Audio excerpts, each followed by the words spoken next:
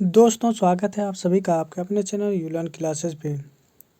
जैसा कि आप लोग जानते हैं कि हम लोग फुकानिया 2022 के इम्तिहान की तैयारी में जुट चुके हैं, तो हम उसी से रिलेटेड आप लोगों के लिए वीडियो ला रहे हैं।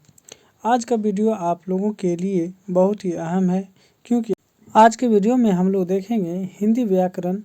और हिंदी व्याकरण ये हमारा बेसिक से है, बिल्कुल शुरुआत से है। और आज के व्याकरण में हम लोग मुख्य रूप से 3 बात को देखेंगे। जो पहला हमारा भाषा है, दूसरा लिपि है और तीसरा हम लोग का व्याकरण है। तब हम लोग जानेंगे कि व्याकरण क्या है। तो चलिए शुरू कर लेते हैं और एक एक करके हम इसे जान लेते हैं। तो पहला अगर हम लोग देखें तो पहला हमारा यहाँ पे भाषा है। तो भाषा को समझते हैं, भाषा क्या है यानी लैंग्वेज। लैंग्वेज क्या है? तो कहता है भाषा वह साधन है जिसके द्वारा हम अपने मन के भाव और विचारों का आदान प्रदान एक दूसरे से करते हैं। यानी जब हम दूसरे व्यक्ति से बात करते हैं तो अपने मन की अपनी बात को जाहिर करते हैं और वो अपने मन की बात हमारे पास जाहिर करते हैं। किस चीज़ से जाहिर करते हैं? तो किसी न किसी एक साधन, एक भाषा का इस्तेमाल करता है। उसका इस्तेमाल करके हम लोग अपने मन की भाव और विचार को एक दूसरे के सामने रख पाते हैं। तो हम लोग भाषा को समझ गए कि भाषा एक माध्यम है जिसके द्वारा हम अपने मन के भाव और विचार को हम लोग क्या करते हैं, व्यक्त कर लेते हैं। चलिए अब जान लेते हैं कि भाषा के प्रकार। तो भाषा के प्रकार अगर हम लोग देखें तो भाषा कितने प्रकार के होंगे, इस बात को जानेंगे। तो देखिए यहाँ पे भाषा जो है हम लोग मुख्य रूप से 3 यानी भाषा के 3 प्रकार होते हैं, जिसमें पहला है आपका मौखिक, दूसरा है लिखित और तीसरा है सांकेतिक। अब एक एक करके देखेंगे कि मौखिक भाषा क्या है, लिखित भाषा क्या है और सांकेतिक भाषा क्या है। चलिए आगे बढ़ते हैं और समझते हैं। देखिए पहला है हमारा मौखिक भाषा। मौखिक भाषा को हम लोग समझते हैं कि मौखिक भाषा किसे कहेंगे। कहता है जब हम अपनी मन की भाव और विचारों को बोलकर जाहिर करते हैं, तो हम लोग बोलेंगे, है ना, तो उसे हम लोग मौखिक भाषा कहते हैं। एग्जाम्पल के माध्यम से और हम बेहतर से समझ सकते हैं कि एग्जाम्पल कह रहा है कि आपस में बातचीत करना। जब हम एक दूसरे से आपस में बातचीत करते हैं तो वो हमारा मौखिक भाषा ही है। जैसे कविता सुनना, कविता सुनते हैं, गाना सुनते हैं, समाचार सुनते हैं, ये सब हमारा क्या है, मौखिक भाषा है। साथ ही साथ भाषण देना, भाषण भी जो देते हैं हम लोग, वो भी हमारा क्या है, मौखिक भाषा है। जैसे एक और है फ़ोन पर बातचीत करना। और आपको एक और सिंपल सा अगर हम लोग आपको उदाहरण दे दें तो जैसे लड़ाई करना, झगड़ा करना। 2 व्यक्ति जब लड़ाई करता है, झगड़ा करता है, तो वो जो होता है वो किसका उदाहरण होता है? तो वो आपका मौखिक भाषा का उदाहरण होता है। क्योंकि वहाँ पे ना तो वो लिख के बोलता है ना, वहाँ पे यानी आप स्वतः यानी बोली जाती है ना, वो मौखिक होता है। चलिए आगे देख लेते हैं दूसरे प्रकार को। जो दूसरा प्रकार हमारा क्या था, हमारा है लिखित भाषा। समझते हैं कि लिखित भाषा क्या है। कहता है जब हम अपने मन की भाव और विचारों को लिख कर जाहिर करते हैं, तो हम लोग क्या करेंगे, लिख कर जाहिर करेंगे। जैसे कि बात करें तो कह रहा है कि किसी है ना को पत्र लिखना। जब हम पत्र लिखते हैं, किसी को चिट्ठी लिखते हैं, किसी को खत लिखते हैं, वो हमारा जो होता है लिखित भाषा में आता है। फिर कहता है कहानी लिखना। जब आप कहानी लिखते हैं, समाचार पत्र लिखते हैं, जब, है ना, सभी प्रकार की पुस्तकें, किसी भी प्रकार की पुस्तक जब हम लोग लिखते हैं तो वो किसके प्रकार हैं, वो लिखित भाषा की प्रकार हैं। अब देखिए अगर हम डिजिटल दुनिया की बात करें तो जैसे आप मोबाइल पे मैसेज करते हैं, SMS आप छोड़ते हैं, मैसेज, ये भी हमारा क्या है, लिखित भाषा है। किसी से आप चैट करते हैं, ये क्या है, हमारा लिखित भाषा है। ऐसे चैट में तो हम लोग 2 बातें वॉइस रिकॉर्ड करके भी हम लोग भेज देते हैं, लेकिन हम जब लिख के बात करते हैं तो वो हमारा जो होता है लिखित भाषा का एक प्रकार होता है। तो अभी हम 2 चीज़ देख लिए कि मौखिक भाषा क्या है और लिखित भाषा क्या है। मौखिक में क्या था, जब हम अपनी मन के भाव और विचार को बोल कर प्रकट करते थे, और लिखित में क्या है, लिख कर हम लोग प्रकट करेंगे, लिख कर हम लोग जाहिर करेंगे। अब देखिए हम लोग का तीसरा अगर हम लोग देखें कि हमारा तीसरा भाषा क्या है, तो तीसरा भाषा है सांकेतिक भाषा। तो सांकेतिक भाषा किसे कहते हैं, तो ये कहता है जब हम अपने मनोभाव को, विचारों को इशारा करके, यानी इशारा करके हम जाहिर करेंगे, है ना, इशारा करेंगे और अपनी बातों को रखेंगे, तो वह उसे हम लोग सांकेतिक भाषा कहते हैं। जैसे कि बात करें हम लोग यानी एग्जाम्पल के माध्यम से हम अगर इसको समझे तो कहता है गाय का रन भाना, यानी गाय जो रन भाता है वो हो गया, या कुत्ते का भौंकना, बकरी का मिमियाना, चिड़ियों का चींची करना, कबूतर का है ना गुटरगू गुटरगू, ये सारी जो आवाज़ें होती है ना ये इशारे से होते हैं। और कभी कभी हम लोग बॉडी लैंग्वेज से तो भी करते हैं ना, जैसे उंगली दिखाना, आँख दिखाना, इशारे करना, आँख मारना, ये सारे के सारे क्या है, ये हमारे सांकेतिक भाषा का ही एक रूप है, यानी ये हमारा सांकेतिक भाषा है। साथ ही साथ अगर हम आपको बताएं कि जैसे हम सड़क पे चल रहे हैं और देखते होंगे कि साइड में एक बोर्ड लगी होती है, एक बोर्ड लगी होती है और उस बोर्ड पे क्या होता है, लिखा रहता है, इस बोर्ड पे कृपया धीरे चलें, क्या लिखा रहता है, कृपया धीरे चलें। ठीक है, तो इस तरह के जो बोर्ड होते हैं, या कभी कभी बोर्ड लगा रहेगा आपको साइड में, यहाँ पे बोर्ड लगा रहेगा और उस बोर्ड के ऊपर आप देखेंगे क्या लिखा रहता है, तो यहाँ पे इस तरह से आपको मोर टाइप का रहेगा कि आगे जो तीव्र मोर है, कृपया धीरे चले, स्कूल है, तो ये भी हमारे सांकेतिक भाषा का ही उदाहरण है। चलिए अब हम लोग समझते हैं कुछ और बातें। अब देखिए यहाँ पे आप लोगों के लिए नोट है, नोट बहुत ही इम्पोर्टेंट है। कहता है कि भारत की विशेष है ना विशेष भाषा हिंदी, यानी हम लोग भारत का जो विशेष भाषा यानी भारत की जो भाषा है वो हिंदी है, और इसे भारतीय संविधान में 14 सितंबर 1949 को राज्य का भाषा का स्थान दिया गया। यानी हमारे संविधान में जो है 14 सितंबर 1949 ईस्वी को हिंदी को मातृभाषा का दर्जा मिला, यानी राज्य भाषा का, यानी हमारे पूरे भारत में जो है हिंदी बोली जाती है, और इसको जो है संविधान में 14 सितंबर 1949 ईस्वी को इसको स्वीकार कर लिया गया। चलिए एक और आपको यानी नोट्स मिलेंगे। दूसरे नोट्स में अगर हम लोग देखें तो ये नोट्स क्या कर रहा है इसे भी समझते हैं। दूसरे नोट को अगर हम लोग समझे तो कहता है कि भारत संविधान में 22 भाषाओं को मान्यता प्राप्त है, जो इस प्रकार है। देखिए भारत के संविधान में 22 भाषा को यानी मान्यता मिली है, यानी 22 भाषा हमारे भारत में जो कि स्वीकृत की गई है। इसके अलावा भी भाषा है, लेकिन हमारे संविधान में 22 भाषा को जगह मिली है, जिसमें क्या है, हिंदी है, संस्कृत है, डोगरी है, मराठी है, नेपाली है, बोडो है, कोंकणी है, सिंधी है, उर्दू है, कश्मीरी है, पंजाबी है, गुजराती है, उड़िया है, संथाली है, मैथिली है, फिर आप देखेंगे असमिया है, मणिपुरी है, बंगला है, तमिल है, तेलुगु है, मलयालम और कन्नड़ है। ये हमारे 22 भाषाएं हैं जिसको संविधान में इसे स्वीकृत किया गया है। देखिए संविधान में हिंदी 14 सितंबर याद रखेंगे, 14 सितंबर 1949 ईस्वी को हिंदी को मातृभाषा का दर्जा मिला, हिंदी को, इसीलिए कहते हैं हिंदी हमारी मातृभाषा है।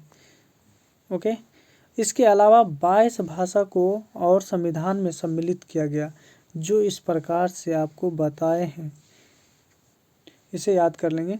चलिए आगे बढ़ते हैं। आगे देखिए ये भी बहुत इम्पोर्टेंट है, इसको भी समझने की कोशिश करते हैं। देखिए यहाँ पे क्या कहा जा रहा है, यहाँ पे अगर इसको हम लोग समझें तो ये क्या कर रहा है,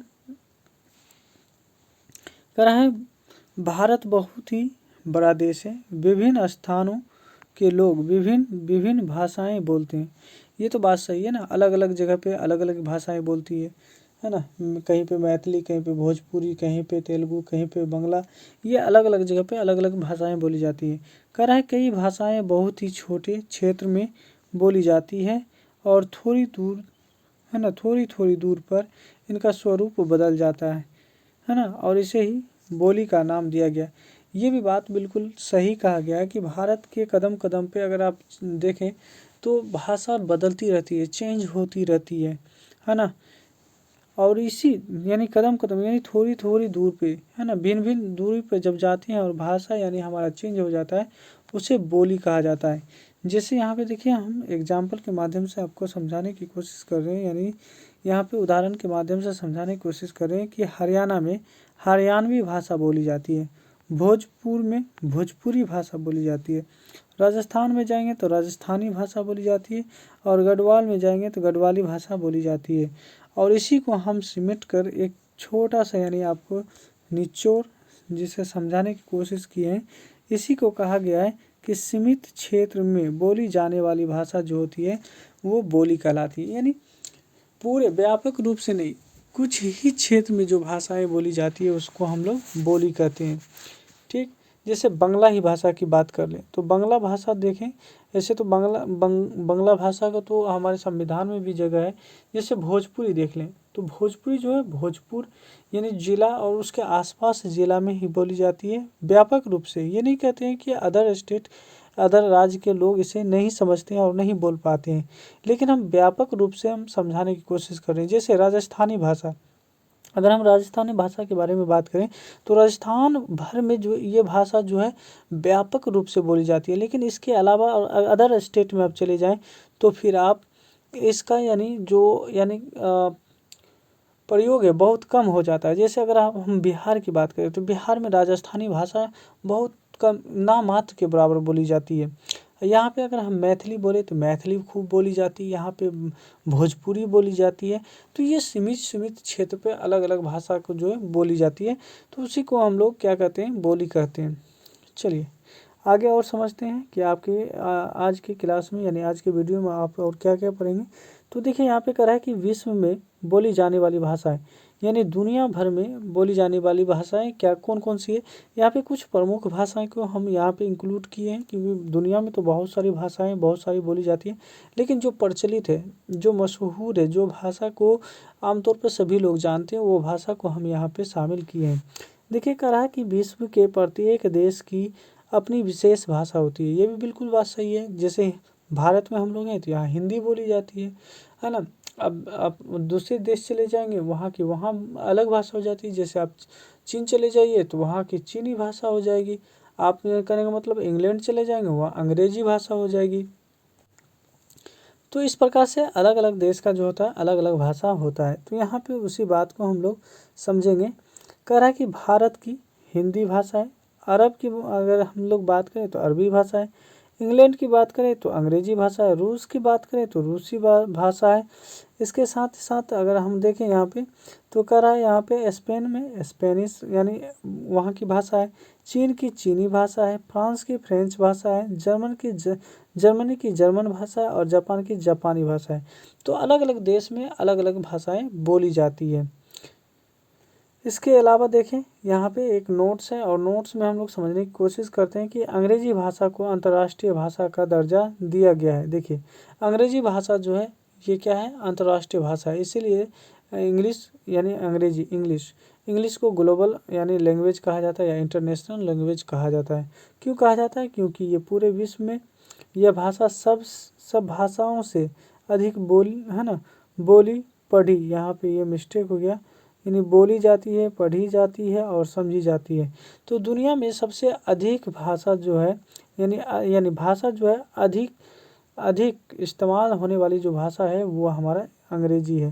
और ये क्योंकि अंग्रेजी जो है पूरे विश्व में बोली जाती है, व्यापक रूप से बोली जाती है, तो इसीलिए इसको अंतर्राष्ट्रीय भाषा का दर्जा दिया गया है।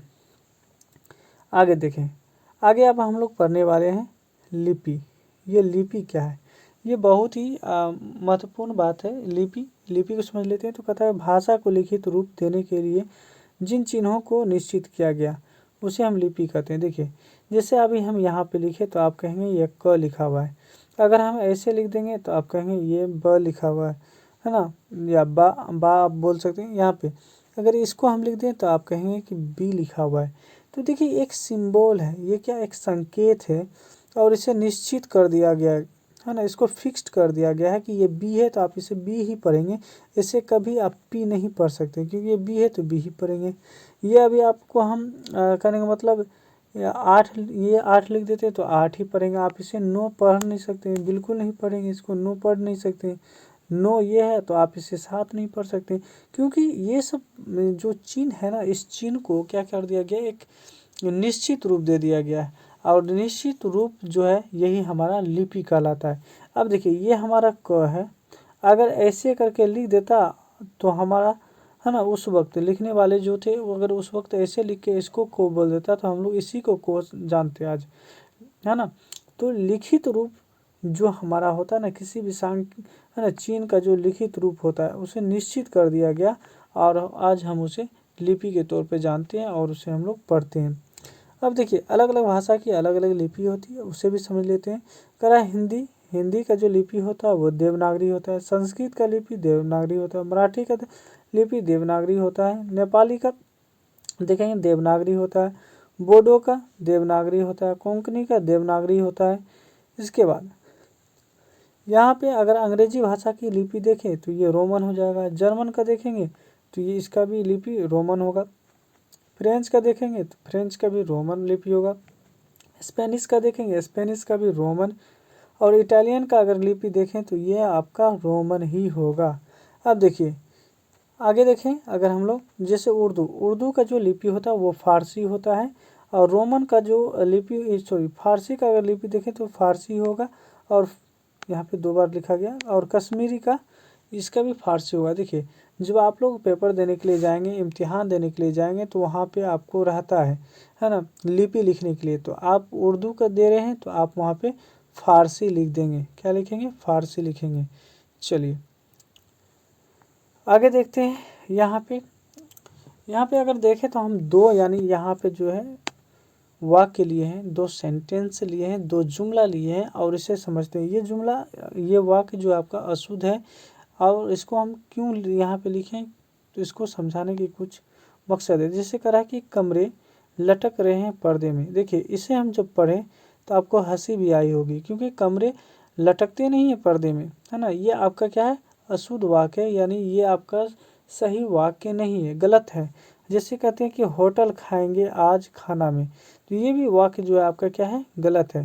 देखिए कहता है कि वाक्य को सही ढंग से बोलना, पढ़ना और लिखना, ये अगर आप जान गए तो समझिए आप व्याकरण जान गए, ग्रामर जान गए। अब देखिए शुद्ध वाक्य इसका क्या होना चाहिए कि कमरे में पर्दे लटक रहे हैं। ये बात बिल्कुल सही है और आपको सुनने में भी अच्छा लग रहा होगा आपका। और होटल में खाना खाएंगे, ये भी बिल्कुल शुद्ध वाक्य है। तो देखिए जिस वाक्य से हमें शुद्ध या जिस शब्द से, है ना, शुद्ध पढ़ना, लिखना, बोलना हमें आता है, वही हमारा व्याकरण होता है। तो ये 2 वाक्य हम व्याकरण को जानने के लिए लिखे थे। अब देखिए व्याकरण का हम यहाँ पे परिभाषा समझ लेते हैं कि परिभाषा क्या है, व्याकरण क्या है। तो कहता है कि भाषा को शुद्ध रूप में बोलना, लिखना, वो पढ़ना, है ना, सिखाने वाला जो शास्त्र होगा, शास्त्र बोले तो बुक, क्या होगा? बुक, किताब। वो किताब जो हमें शुद्ध बोलना, है ना, लिखना और पढ़ना सिखाता है, उसी को हम लोग क्या कहेंगे? व्याकरण कहेंगे। तो आज के वीडियो में इतना ही था। अब अगले वीडियो में हम लोग इससे रिलेटेड और हम लोग जानने की कोशिश करेंगे और सीखेंगे। तब तक आप हमारे चैनल से जुड़े रहें और हमारे चैनल को सब्सक्राइब करके अपने दोस्तों में शेयर ज़रूर कर दें। तो चलिए मिलते हैं अगले वीडियो में।